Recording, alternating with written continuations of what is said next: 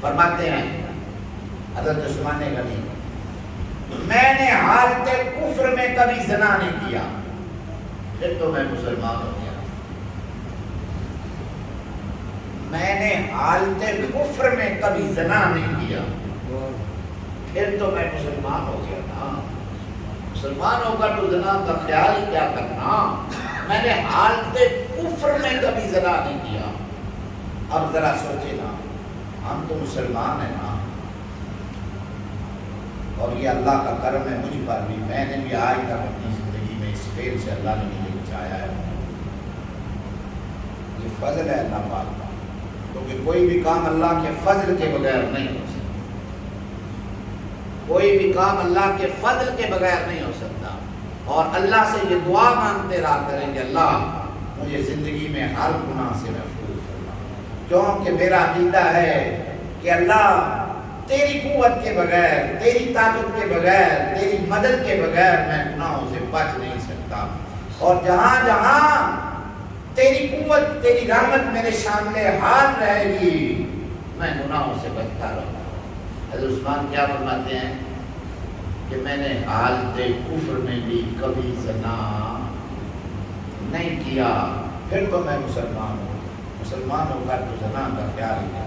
ہم مسلمان ہیں، اپنے بچوں کو بتائیں، بچیوں کو بتائیں کہ یہ کتنا بڑا گناہ ہے۔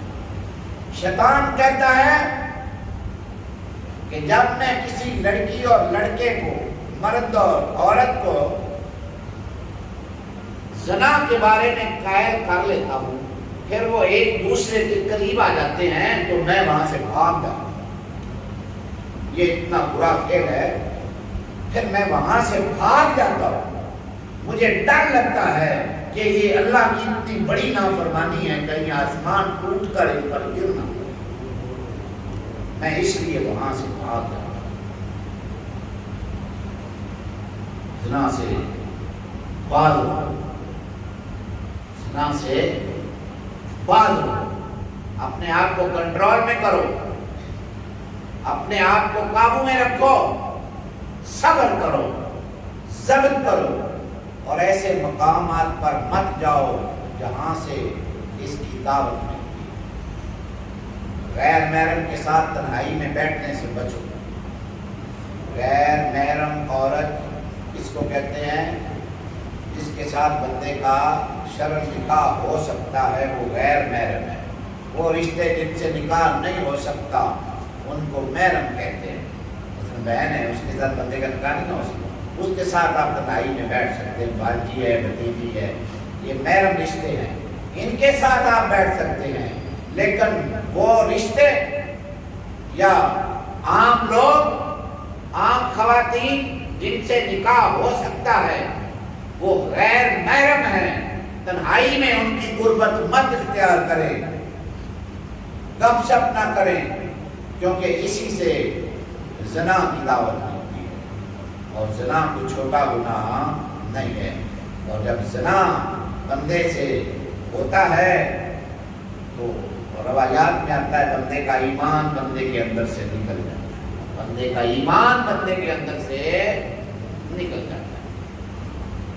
فرماتے ہیں کہ جب میں نے، کون یہ کن کی بات ہو رہی ہے؟ سیدنا عثمان غنی کی۔ فرماتے ہیں جب میں رسول اللہ کی بارگاہ میں حاضر ہوا اسلام قبول کرنے کے لیے، تو میں نے اپنا دایاں ہاتھ رسول اللہ کے ہاتھ میں بیعت کر دی۔ جیسے ہم دینوں کے مرید ہوتے ہیں تو اپنا ہاتھ ان کے ہاتھ پہ رکھتے ہیں، میں نے دایاں ہاتھ رسول اللہ کے ہاتھ پہ رکھا اور رسول اللہ کے ہاتھ پہ بیعت کی۔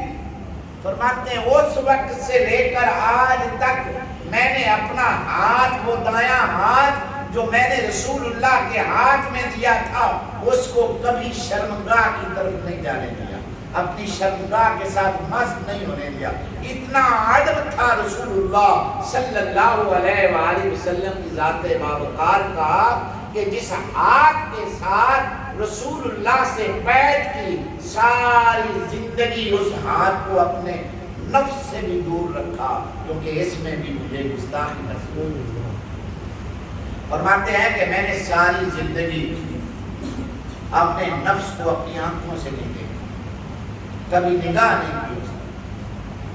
یہ حیا تھا حضرت عثمان غنی رضی اللہ تعالیٰ عنہ۔ اور اس لیے رسول اللہ صلی اللہ علیہ وآلہ وسلم نے ارشاد فرمایا میری امت میں سے سب سے زیادہ حیادار اگر کوئی ہے تو وہ عثمان غنی۔